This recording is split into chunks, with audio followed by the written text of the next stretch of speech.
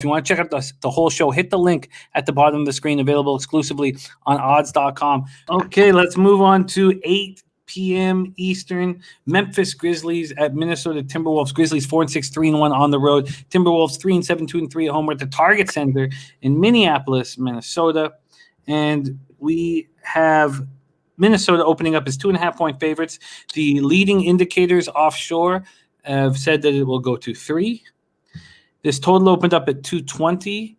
There's a few 219.5s out there. Minnesota 9th in pace, 102.24 possessions a game. Memphis 21st at 100.21 possessions a game. Grizzlies have snapped out of a 3-game losing streak by winning 2 straight. They're coming off a 101-91 road win at Cleveland.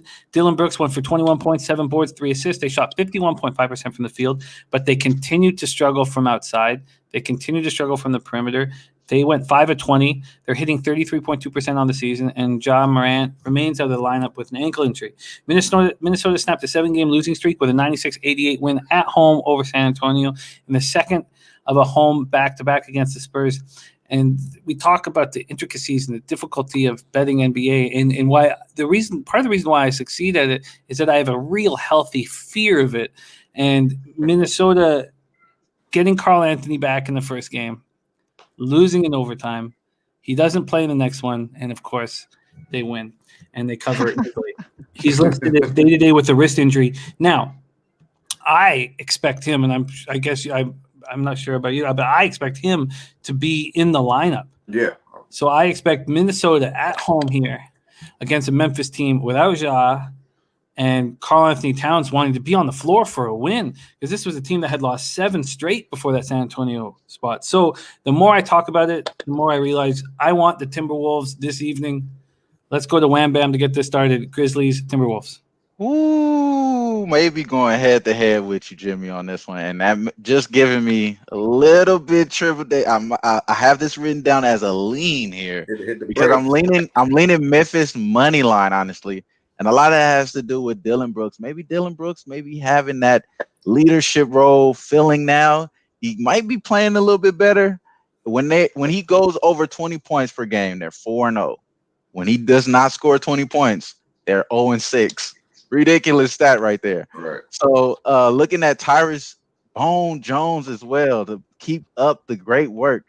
He's averaging 7.7 assists in their last 4 games.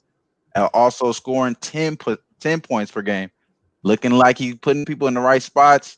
I like this dude to play up in this game against a guy that's, when these guys play against guys that was already, ranked higher than them in college and high school, like D'Lo was, like Cat was, they try to get up for these type of games. So I'm looking for Xavier Tillman, Tyrese Bone Jones, these guys to play up for this game. And Memphis to kind of cover this game. And if I'm looking at them to cover, I might as well take the money line here. So I'm leaning Memphis money line here. I do kind of fear Josh Okogie coming back. He probably coming back, I think, in this game as well with Cat. We do have Cat coming back already. I think Cat may be messing it up for him, though, honestly. I like Cat coming back. Like you said, Jimmy, they lost when he came back. I was on the money line that game. I took him again the next game, though, with Minnesota money line, and I did put that out there. So I did put that out there along with the Browns money line as well. So yeah, you know what I mean. So I like Memphis here. I like Memphis here, man. I like Memphis here. This seems like the play, bro. I honestly just feel like this is the play, especially with those guys coming back, maybe messing it up. And then that game that they won, Beasley, the guy that's dating Larsha Pippen and stuff, got the little issues there with all that weird stuff on social media. He came out and shot like crazy from 3 that game that they won. So I don't think he's going to do that again against this team. He went for 25. Russell went for 27. Do the Grizzlies have the kind of horses that you want to bang in the paint with? Do they have the kind of players that you want to get into a shooting contest with?